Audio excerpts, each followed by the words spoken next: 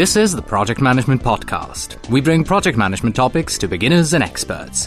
Find us on the web at www.thepmpodcast.com or send your emails to pmpodcast@gmail.com. Hello and welcome to episode number 109.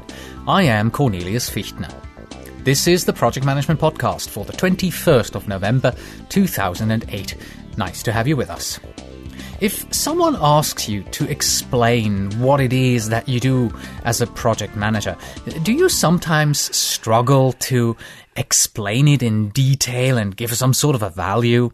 I mean, it's easy to explain the hard tasks like we're building houses or we're changing processes or we're developing software. But once you get to the less tangible items, like team motivation or relationship management, that's where I usually begin to lose the listener because you can't really put any value around this. It gets even worse if you have to explain the actual value of project management to your senior management at the company to defend why project management is a good thing. It's very difficult to find solid facts that we can use to show that there really is value in our work.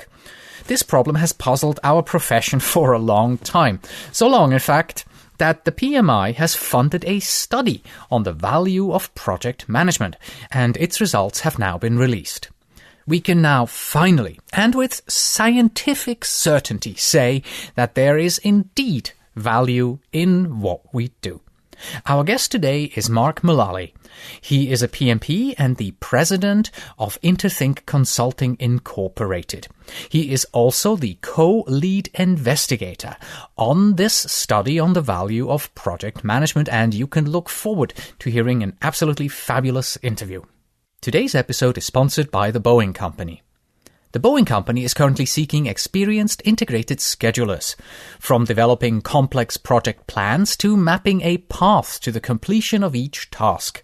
You will integrate each step towards final assembly and delivery of Boeing aircraft, helicopters and satellites. You will also lead the integration of intricate project plans and conduct compliance reviews. You should be familiar with Milestone Professional, Microsoft Project, and or CSPR3 for plan development. Boeing is an equal opportunity employer supporting diversity in the workplace. Learn more at boeing.com/careers. Before we jump into the interview on the value of project management, I want to take one brief moment and remind you of PM Opinions. PM Opinions, that is the new online directory where you can rate and review project management products and services. We talked about that 2 weeks ago, in the episode 2 weeks ago. Well, today I want to ask you for a favor. Please stop by at pmopinions.com and tell me what you think of the Project Management Podcast by writing a review. Do you like it? Do you love it? Do you hate it? And if you hate it, why are you still listening to it? Your feedback is very important to me, even if it's just one sentence. And it's not just important to me, it can also be valuable to you, because if you write a review on the PM Opinions directory before the 25th of November, then you can win one of 4 Amazon gift cards. And now on to our main topic, the discussion with Mark Mullaly on the value of project management study. Mark is the founder of Interthink Consulting, and he leads their consulting and research practices. With over 24 years of experience in project management, Mark has worked with and consulted to organizations in a broad range of industries and disciplines. He is well recognized in the project management community. Mark has been a relentless contributor of ideas, innovations, and solutions. He is a much sought-after keynote speaker and writes for a number of publications, including a popular and widely read regular column on Ganthead.com. Mark is currently working on his doctorate in project management at the Bond University in Australia. Enjoy the interview. The Project Management Podcasts feature interview. Today with Mark Mullaly, PMP, President and Chief Organizational Therapist of Interthink Consulting Incorporated.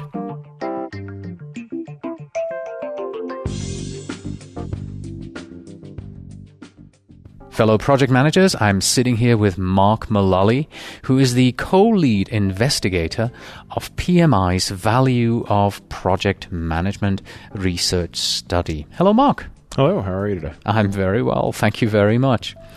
I've attended your breakfast session this morning where you introduced this study here at the PMI Global Congress in Denver. My apologies for waking up so early. Oh, no. 7 o'clock in the morning is late for me. I'm normally up and about by about 5 a.m. Before we get into this study in detail, why don't you give us a little bit of background about yourself and how you came to be working on this study? Sure. I've been a project manager for more than 24 years now. I've been a management consultant for the last 19. The president of Interthink Consulting, which is a consulting company based in Canada that helps organizations to be able to implement their project management capabilities more effectively. And one of the key areas of emphasis that I've had personally and that I've worked to be able to bring into my consulting is being able to bring illustrations and examples that are actually based on fact, based on actual evidence, based on what organizations are actually seeing that work and don't work. So for about 10, 11 years now, we've been engaging in benchmarking, doing research, conducting surveys to be able to help understand what do organizations do that they call project management, what works, what doesn't work, what delivers value. And in doing that, Janice Thomas and I, Janice, the other co-lead investigator of the study, she's an adjunct professor at Athabasca University in Canada, moved in a very similar orbit. We would constantly run into each other at conferences, we would sit in each other's presentations, and developed an exchange that led to, after a presentation I had done, she approached me and said, so that's some really interesting data. What are you doing with it? And it's data that we incorporate into our consulting services. We provide examples to our customers. We use it to be able to illustrate and provide contextual examples. And she says, what's really important research that the community needs to be able to access as well. And that conversation led to a lunch that led to an ongoing relationship where we've been research partners in a number of contexts over the last few years. Where this study started actually was in a coffee shop in a little town called Red Deer, Alberta, that's halfway between Calgary and Edmonton. Many good things start in coffee shops. Many good things start in coffee shops, and apparently now a few good things start in Red Deer, so they'll be pleased to hear about that. But it's halfway between where we were living, and we were meeting one day talking about actually my work on my doctorate. And the request for proposals from PMI had just come out. One of the proposals they were looking for was responses to conduct this study. And we got into a fairly detailed discussion about it, where Janice had a number of ideas that she wanted to see advanced, certainly brought a number of different perspectives as well, and looked at her and said, so are you going to submit a proposal? And she said, no, it's just far too big a project. I'm not prepared to be able to take that on. And they said, well, even if you're not going to do that, you should still submit a proposal so that your ideas are going to be considered and that whoever does win it will need to at least take them into account as they actually do their research. All help. And that pretty much is the beginning of the end. 4 years later, we're now at the point where the initial scope of the study that we had proposed conducting has actually been done. And we're now in the process of disseminating those results. The monograph has just been published by PMI. It's available through the PMI bookstore. And we're getting called on now to present both here at the Global Congress and also with different organizations and different chapters and components around the world. Okay. First question I have to ask you in regards to the study is a critical study. Isn't this sort of a self-serving study? I mean, the PMI releasing a study that says project management has value. Isn't that just a self-fulfilling prophecy? That's a really good question. It's probably a really important one to get out of the way up front. One thing that's important for people to understand, PMI is a significant investor in research. They've invested over the last, 7 years of their research program close to about $11 million. And what they're doing is they're investing in academic research. What that means is that the research is independent. They have absolutely no control over the process or even the outcomes. And as we were actually preparing for this, one of the very real risks that they needed to allow for is the answer might be no. Project management doesn't provide value, or it doesn't provide a lot of value, or it doesn't provide the value that you might think. There were a lot of expectations, and there were a lot of stakeholders who had strong desires about what this study should and shouldn't do, and about what they hoped this study would and wouldn't provide. To their credit, when we presented the results of the research in Warsaw in July, they had no idea what we were going to say on that stage. Okay. What we had presented in terms of the findings hadn't been reviewed with them. It wasn't validated by them. It wasn't verified or scrutinized them before it was released.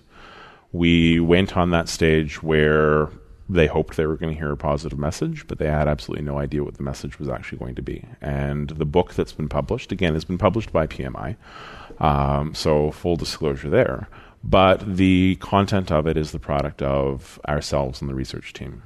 The editing that has been done has been editing in terms of style, content, style, spelling, grammar, but not in terms of content. Okay. The content is the research as we have found it and seen it, and that we feel needs to be presented because it's the findings that come out of the study. Mm-hmm.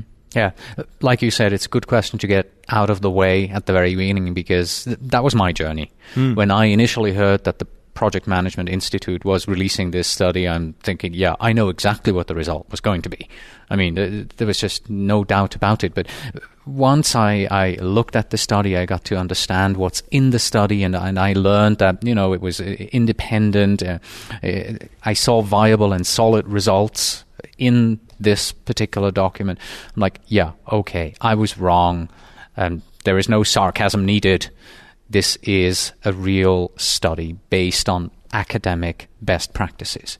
And it is an academic study. It was done under the auspices of Athabasca University. They have, as do most research-based institutions, research ethics policies that have to be adhered to in terms of conducting research that governs what we are able to do as researchers, but also principles that we need to adhere to in terms of working with the organizations and particularly the individual research participants.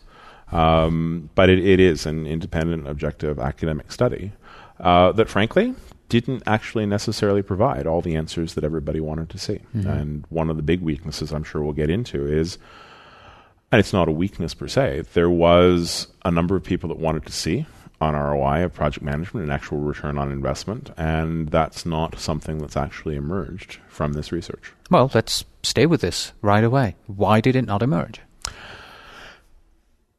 Let's talk about why people wanted to, and then let's talk about what we actually saw. Okay. The value of demonstrating an ROI. There are a number of stakeholders that would like to see that, largely who sell project management services. And to be able to have someone go away and figure out what the ROI is and bring that back means it gives them something that they can turn around and say, see, we deliver value. Look at the impact it can have on the bottom line. And the reason they wanted it to be done as research is because they didn't necessarily want to do the heavy lifting of actually having to figure out for themselves, well, what's our ROI from our project management? The challenge that we had in terms of the study, we were fully prepared to look at and look for and to be able to report back to the extent that it was evidenced. This is the return on investment. What we saw was an inability for most organizations to actually express in dollar terms, this is what our implementations cost, and these are the tangible financial benefits that we actually realized. Only one organization out of the 65 that we investigated actually sold their project management implementation based on a business case that actually promised, if we do this, these are the returns that we should actually see. The other organizations in the study implemented it because they felt it was something that was strategically essential for them to do. They did it because they felt it was necessary to enhance their competitive positioning. Some did it because they were told by funding bodies they had to. So for some organizations, in order to qualify for World Bank funding for projects, they were required and mandated, you will use formal project management. And that was actually the genesis of their initial implementations. For some organizations, it came out of crisis. They had a project fail, or they had several projects fail, or they were about to undertake a significant portfolio of work that they recognized, if we do this the way we've always done it, then we're not going to be successful and we need to do something different. So you had implementations that were being made. You had project management being implemented in organizations where there wasn't a promise of a return on investment to begin with, but also the measures weren't in place to be able to support that. ROI is a fairly simple tool. What did you implement? What did that cost? And for what you've implemented, what benefits have you realized that you can actually quantify and put in dollar terms? And then you just run it through an equation to say then what is the actual return on investment, cost over benefit. Mm-hmm. There were half of the organizations within the study that demonstrated tangible benefits. There were a number of organizations that theoretically could have, because they had tangible benefits, demonstrated an ROI. In actually going and looking for the data, none of the organizations could provide anything more than anecdotal evidence of what concrete financial benefits they'd seen, or in fact what their implementations actually cost, because apart from one, none of them actually managed it as a project. It was an ongoing evolution of capabilities in the organization that wasn't discreetly able to be tracked as, this is what we spent on training, on software, on processes, on consultants. Over the last few years, we've done a bunch of stuff that's evolved to here, but we can't draw a line around that and say, then what did that actually cost? So as a result of that, because the data doesn't exist within the organization to be able to develop an ROI, there is no ROI profit. And for some, that has actually been a point of contention. We've had people that have been highly critical of the study because it should have been able to deliver an ROI and it's not out there. But it's not your fault. I mean, you couldn't deliver an ROI because the companies that participated in the study didn't have the data to allow you to create the ROI. Absolutely. But it's not an issue of fault; it's an issue of want, and that was where my comment came from originally. That we didn't necessarily deliver on everything that everybody wanted to see, and I think to a certain extent that helps to reinforce the fact that, to your first question, was this a self-serving study? It provided the evidence that we were able to demonstrate. And where there was evidence, we've absolutely worked to bring that forward. And where evidence could not be identified, we've absolutely identified the weaknesses and the reasons behind that. But it's interesting because the organizations that we talk to, and particularly the senior executives and sponsors in those organizations, when talking about what's the value of project management to them, financial results, financial impacts aren't necessarily something they're looking for. They're looking at it so that it does deliver or enable them to deliver on their strategic objectives. So they're more on the intangible side of the values then? That's exactly it. What they're looking for is it allows us to be able to attain our strategic objectives. It allows us to be able to increase our reputation. It allows us to be a leader within our particular industry or our particular community. It allows us to be able to attract and retain staff. It allows us to be able to improve our overall management capabilities. It gives people pride in the work that they do and a sense of accomplishment and belonging in terms of doing that. Yeah. What about advantage in the marketplace? Absolutely, and that was a factor for a number of organizations. There were some of our case study organizations that are recognized leaders within their industry. They're actually looked to and whose implementations are being modeled in other organizations as being exceptional examples of what project management looks like. That in and of itself was a significant value for a number of organizations, is attaining that level of leadership or attaining that level of reputation. There are organizations that, as a result of their implementation and then successfully using that implementation to deliver a project, have been able to both retain customers as well as continue to grow their business with those customers. There was one case study organization in China that, on the basis of one successfully delivered project, now has more than 15 multi-billion-dollar projects that is a book of work for them that will keep them busy for the next 20 years. Nice. Really all nice. Because of formal project management processes. And all because of what they've implemented that was, for them, an effective means of managing their projects. Very nice, very nice. We talked about the intangible benefits here. You also mentioned some tangible benefits. Would you mind recapping what they were? Absolutely. When we're looking at tangible, and it's probably important to distinguish what we mean tangible versus intangible, because intangible is one of those words that people hear and say it's kind of an fuzzy. Intangible word, isn't it? It is. Yes, in absolutely. And so it's perceived as, well, it's not concrete and it's not real. The values that we're speaking to are real. What makes them tangible is you can measure them and you can express them in a quantified fashion. So when we talk about our tangible benefits, there are reductions in costs. There are increases in revenue, improvements in market share, the ability to provide and deliver services that we've not provided before, so new revenue streams that an organization has not had, or a reduction in rework.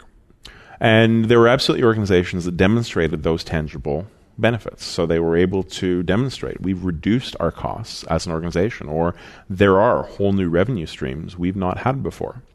What's interesting about it is while those are tangible measures, as I said earlier, the ability to actually quantify, so what specifically were those benefits, most organizations were only able to provide us anecdotal evidence. In regards to specific, you're talking about dollars, right? We're talking about dollars. So when we talk about the number of organizations that did realize tangible benefits out of their investment, we were able to independently, as researchers, go in and verify, yes, that value is being delivered. But again, because of the challenges within the organizations around their ability to actually provide hard financial evidence of what specific size of those they were, even those tangible benefits are arguably in part anecdotal. One of the ways that we were hoping to be able to demonstrate that was, for example, by looking at changes in project performance. How did projects do in terms of delivery, in terms of budget, in terms of schedule before the implementation?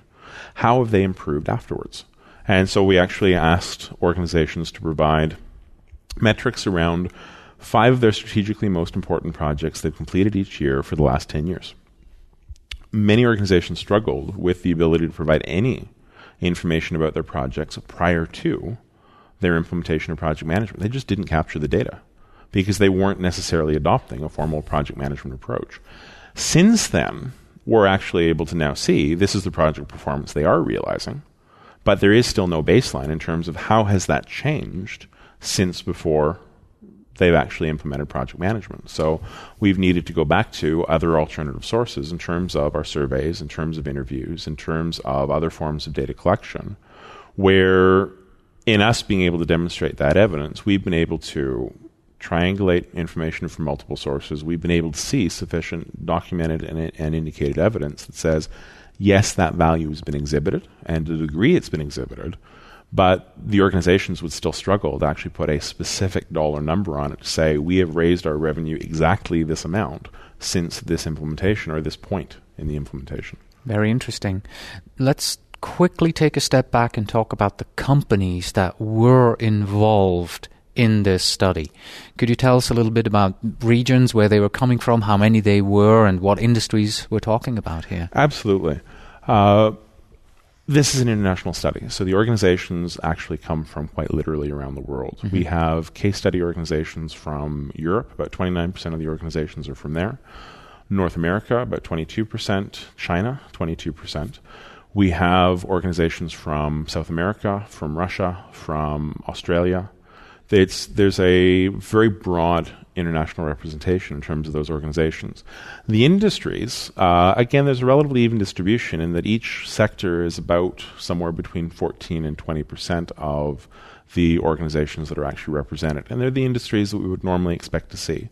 Information technology, services, construction, industry, construction, engineering, pharmaceuticals, research and development. So if we actually step back and look at what's the profile of membership in PMI, or what organizations are doing project management, that's very much echoed in the sectors that are represented, and that was a very conscious effort on our part to make sure that it wasn't just an IT study or wasn't just a construction project study. It wasn't just an engineering study.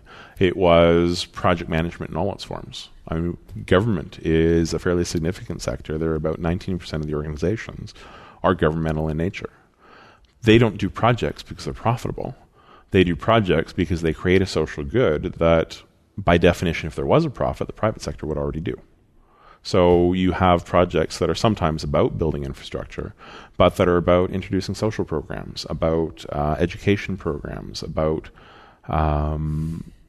programs to promote health and wellness within their jurisdictions, where you're dealing with, again, fuzzier projects, unclear outcomes, benefits that you're not going to measure in dollars, but that are very important projects for those organizations to do, and that they're looking to take a formal project management approach around. Mm-hmm.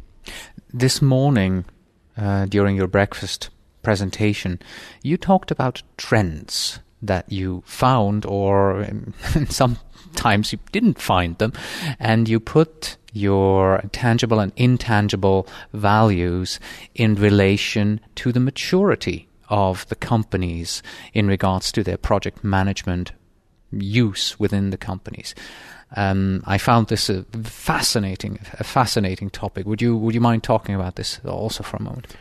Would love to. A little bit of background in terms of doing that. We did correlate value with maturity, but it's probably important for people to understand that we didn't specifically do a maturity assessment of organizations, and nor did we apply a specific model in terms of trying to evaluate what project management was within those organizations. So this isn't a value of project management maturity models, or this isn't a value of the PMBOK.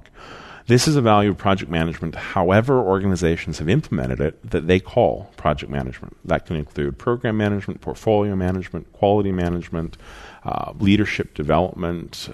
For some organizations, it was about promoting the leadership and emotional intelligence of the people they have leading their projects.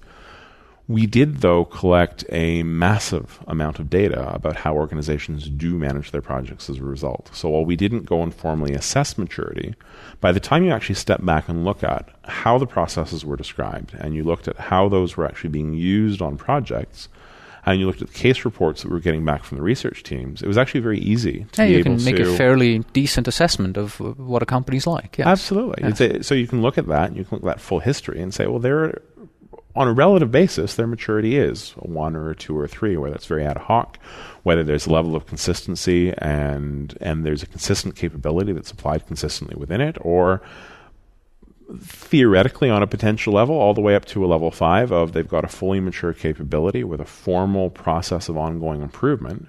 We didn't see any organizations at level 5, but that was the ultimate potential within the model. We had 2 organizations at level 3.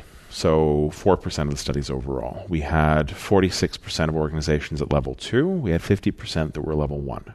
And that's actually very representative of what we've seen in other studies that are doing actual proper maturity assessments. So there's a point of validation for us there. What we did then was say, where have organizations actually exhibited value? So on where organizations have exhibited a significant amount or an extreme amount of tangible value, or some or a significant or an extreme amount of intangible value, how does that rank relative to their relative maturity based on where they were assessed? When we looked at tangible value, it was really, really interesting because there was no trend. We had organizations that, first off, we had a number of organizations that didn't demonstrate any tangible value whatsoever. We had some organizations that did, just under half of the overall case studies. And what's important to recognize is all but one of those sell their project services. Their revenue stream is delivering projects and providing project management services to customers. I mean, it's understandable. If you sell project management, it better have some tangible value for you. You would really hope so. Yes. Makes sense. Yeah. Otherwise, why are you doing it? Because you're probably not doing it as a charity. But what was interesting is that those were, with one exception, the only organizations that really actually demonstrated tangible value. The other organizations within the study were primarily focusing and emphasizing and were showing much more intangible value than they were tangible value. But when you actually step back and look at the trends, though, we certainly had organizations with a high level of maturity realizing high levels of tangible value.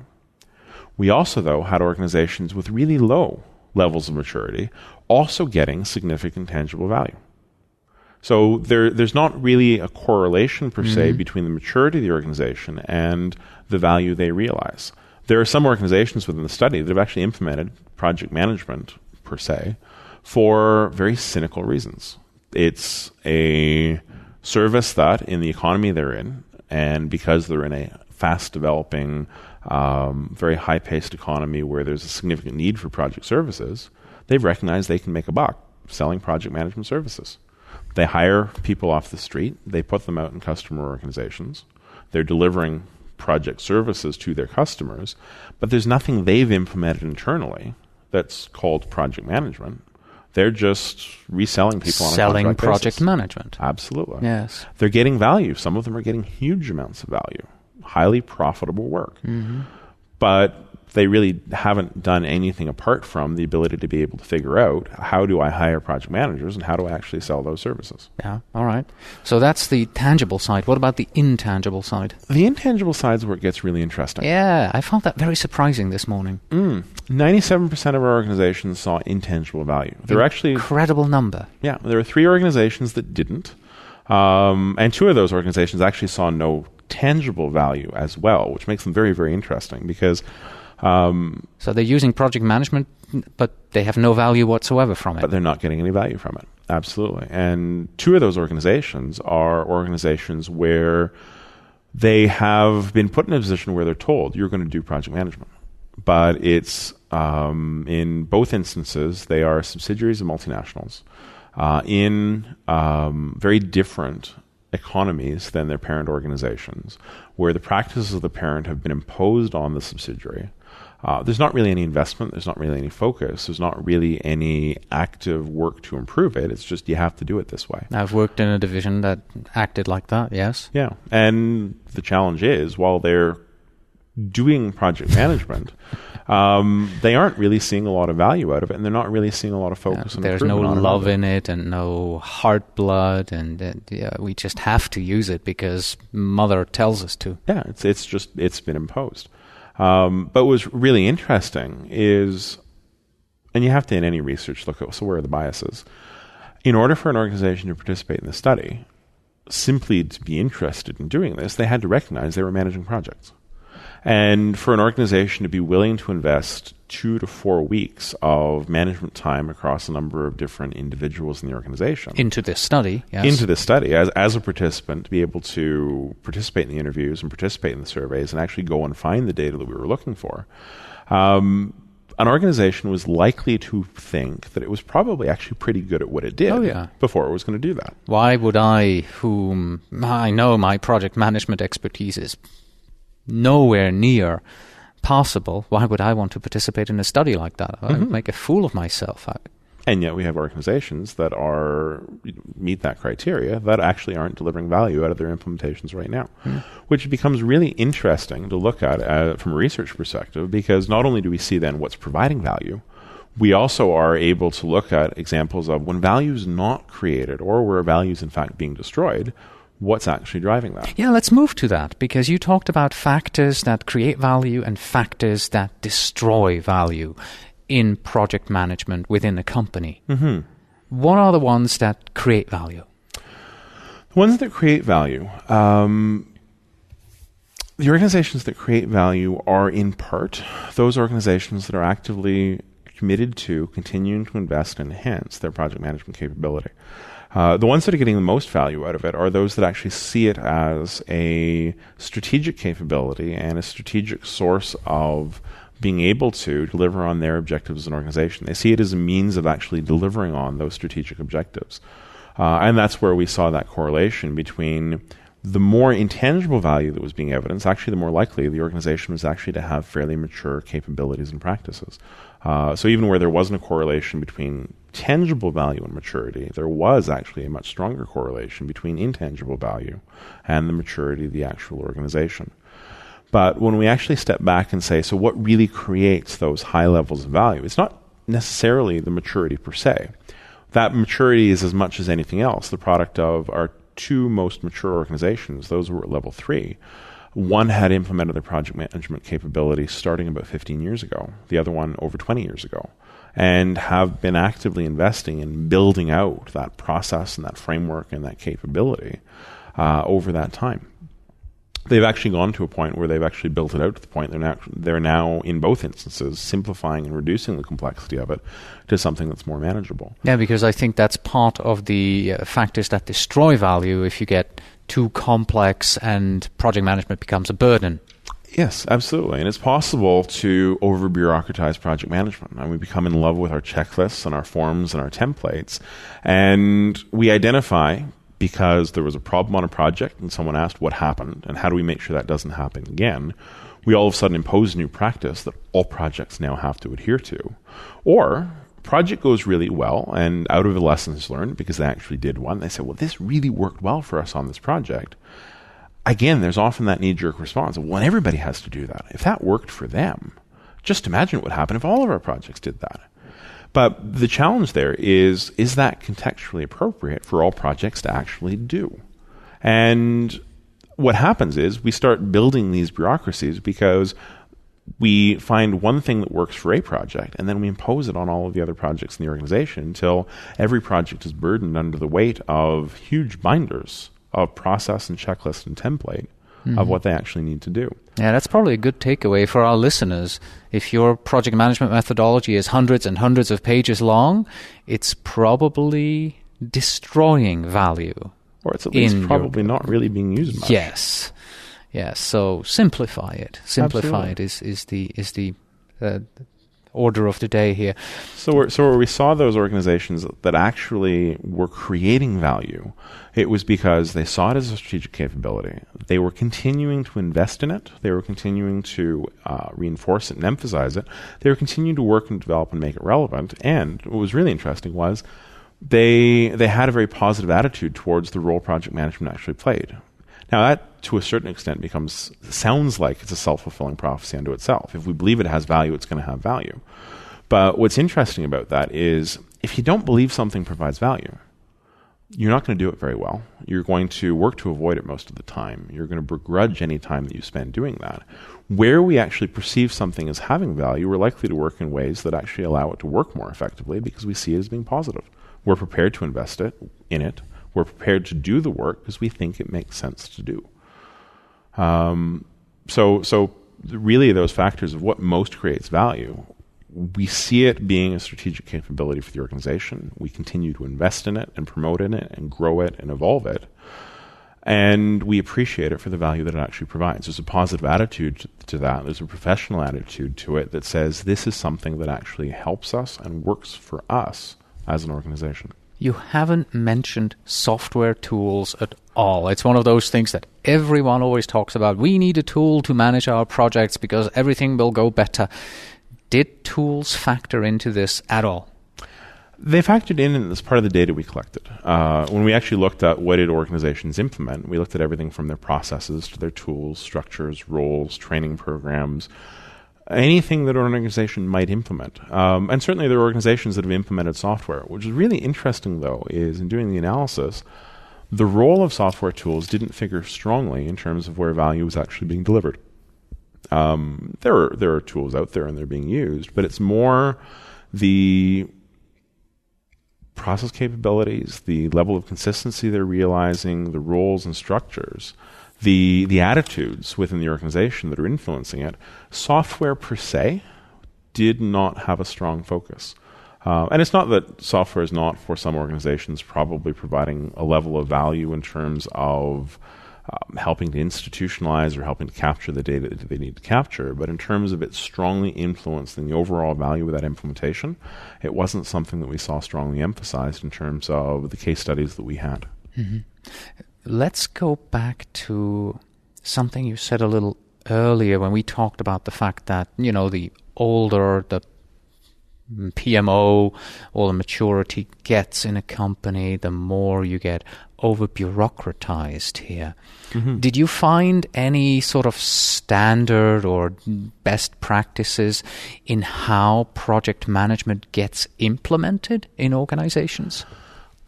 It's not that there's a best practice per se, but there was actually a fairly common evolution that a lot of the high-value attending organizations followed. Most organizations, when they started implementing project management, actually started with something pretty basic. Sometimes it was simple as, we're implementing a common status report. or we're implementing a common approach to project chartering.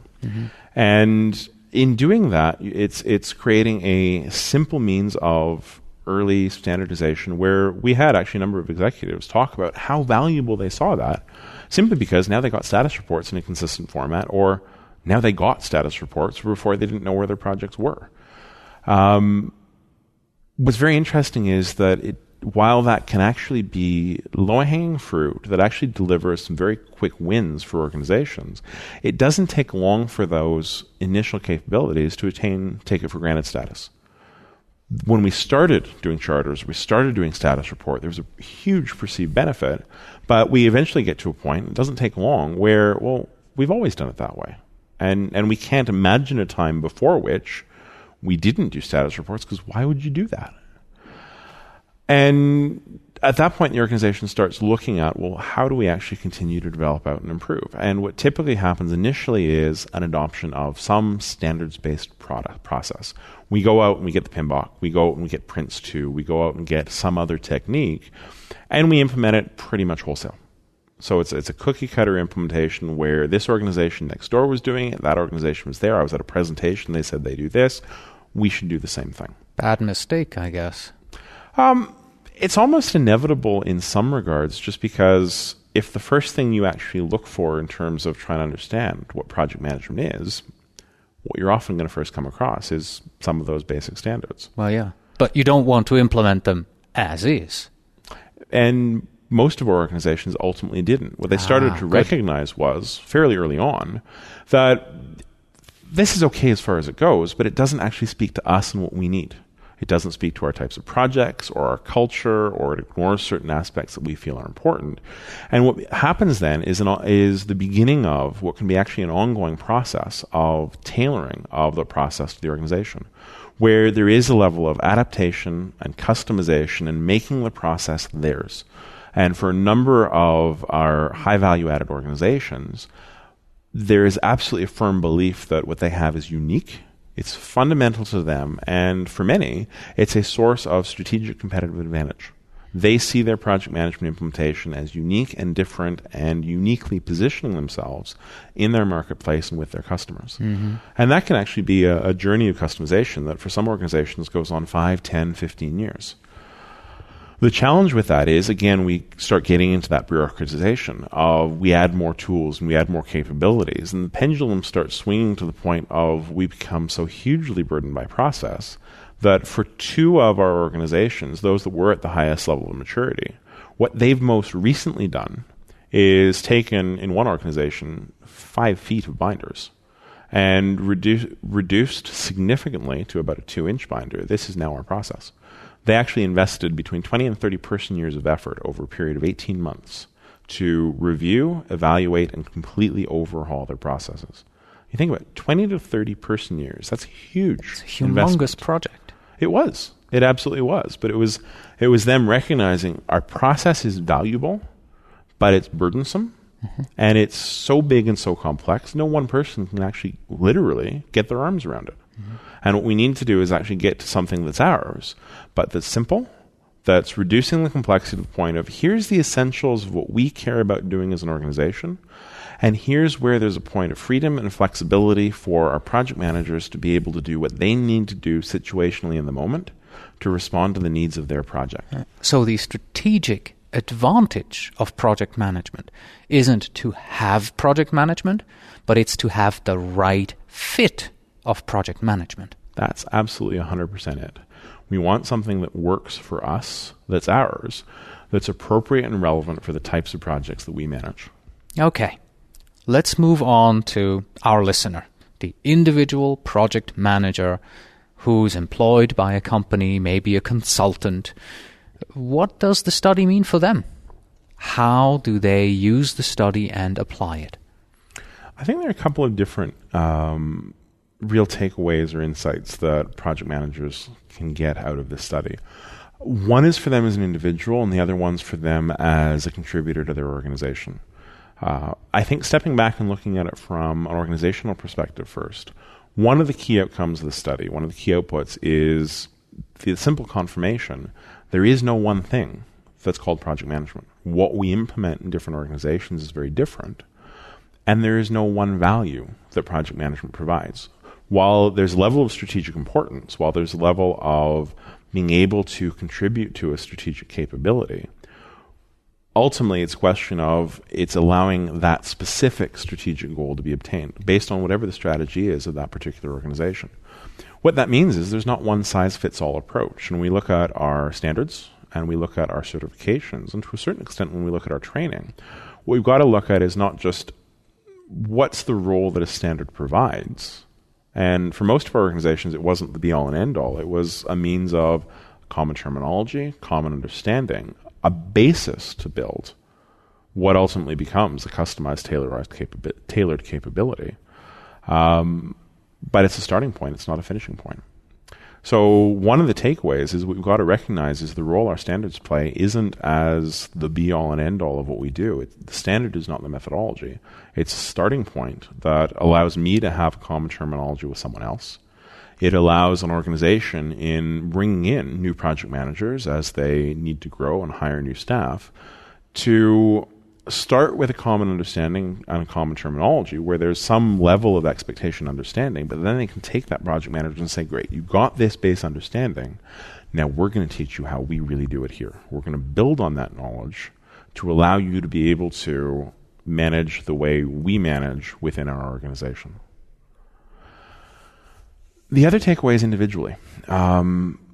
Those organizations that were actually really delivering a lot of value, apart from having that perception of strategic value, apart from having organizational structures that allowed project management to be an organizational capability, not the product of just project management heroics, we saw senior project managers who were not just having an understanding of project management as a discipline, but that understood their organizations and their environment and the strategies their organizations were trying to provide. It wasn't just about delivering on time and on budget and to specification, but having an understanding of how the results of their projects were going to be used and what was necessary for those results to be able to be used most effectively. And they were senior project managers that were able to engage in critical thinking, deal with complexity, have a level of comfort in terms of ambiguity, recognize that I may not actually fully understand where this project needs to get right now. I can't fully articulate the solution, and I may not even know fully the process that I'm going to follow to get there. But I have enough of a process, and I have enough of a skill set, and I have enough comfort with that ambiguity that I can trust embarking on this knowing that I will be able to be successful. And being able to situationally adapt processes and capabilities to say what works here. So I think the insight for individual project managers as we develop our skills and capabilities isn't just how do I be a good technical project manager? It's how do I develop an understanding of the business my organization is in? How do I develop good management skills at an organizational level? And how do I develop good both leadership and situational skills to be able to deal with complexity and to be able to deal with ambiguity? How do I go above the basics of project management as we define it as a technical craft to be a leader in delivering strategic projects, strategic initiatives for my organization where I'm able to engage with my sponsors, my stakeholders, my customers at a level they need to be engaged with, not at a level of I'm just managing scope and issues and risk. All right. On that note, where can people find this extremely valuable study? There are a couple of places you can go for information. One, Janice and I have a website, valueofpm.com, where we are committing to continue to make information available about the study as we continue to develop it. PMI has just published the monograph. It's available through the PMI bookstore, through the PMI website at pmibookstore.org. And for members, apparently the results of the study are also being made available in a downloadable form from the PMI members website in the same way that they can access copies of the PMBOK standard and other documents that PMI publishes. Great. Mark, thank you very much for your time today. Thank you very much. It was a pleasure talking to you. And that was Mark Mullaly on the value of project management study. That's it for today. Thank you so much for listening. And if you like our podcast, please forward it to your friends, co-workers, project management colleagues, or anyone else who might enjoy it. As always, you can find us on the web at thepmpodcast.com. If you are a project manager who wants to become a PMP, then the easiest way to do so is with our sister podcast, the Project Management Prepcast, and study for the exam by listening to over 90 podcast episodes from pmprepcast.com. And if you are already a PMP, then stop by at pmlectures.com, where we go beyond just delivering PDUs. We give you exclusive training from the brightest minds in project management today. Please send your emails to pmpodcast@gmail.com, and yes, please, when you write, tell me where in the world you are writing from. And finally, we have this. Bad project status reports do not improve with age. They should be acted upon immediately. Until next time.